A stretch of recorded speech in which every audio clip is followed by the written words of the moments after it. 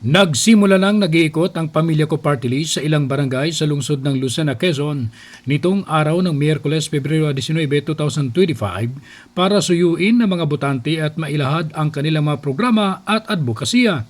Pinangunahan nina Attorney Enyas Ili Diaz na siyang first nominee at Miguel Calos, second nominee.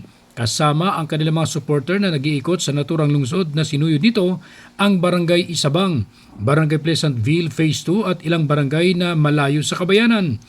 Ayon kay Atty. Diaz, ang Pamilya Ko Party List ay nag-iisang party list na nagsusulong sa mga interes at pangailangan ng mga iba't ibang anyo ng modernong pamilyang Pilipino na meron na umanong mahigit 7,000 members sa nasabing syudad. Tinawag rin ang nasabing party list na Lovables dahil umano sila ay karapat-dapat na mahalin, ibig sabihin nakasentro ang kanilang programa na mabigyan ng pansin ng mga live-in parents, OFW parents, victims of domestic abuse, adoptive families, blended families, LGBTQ. At kasama na rin dito ang elderly at extended families at single solo parents na magkakaroon ng sapat at tamang benepisyo. Kabilang rin sa mga isusulong ng Pamilya Party List na maging pantay ang mga karapatan ng lahat ng mga anak, lihitin mo man o hindi. Bigyang proteksyon at mga karapatan ang pagsasama ng mga live-in at LGBTQ couples, bigyang karapatan na magkaroon ng isang legal na polisiya at kapamaraanan ang surrogacy sa bansa upang ito ay maging lehitimong opsyon sa mga nais magkakaanak at masugpo ang exploitation ng ilang kababaihan.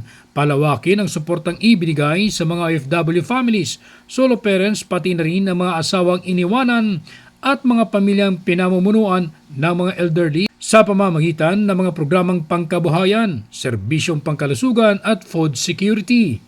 Ang nasabing party list ay nasa numero number 150 sa balota na nananawagan ito sa sambayan ng Pilipino na sila ay suportahan upang maisakatuparan ang kanilang magagandang layunin.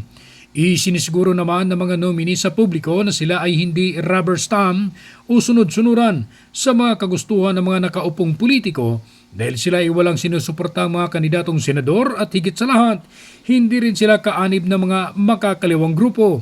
Umaasa ang Pamilya Ko Party List na makakuha sila ng sapat na boto para masungkit ang 2 upuan sa Kongreso. Naramdam nito ang pulso na tambayan sa kanilang mga inilatag na plataporma de gobyerno.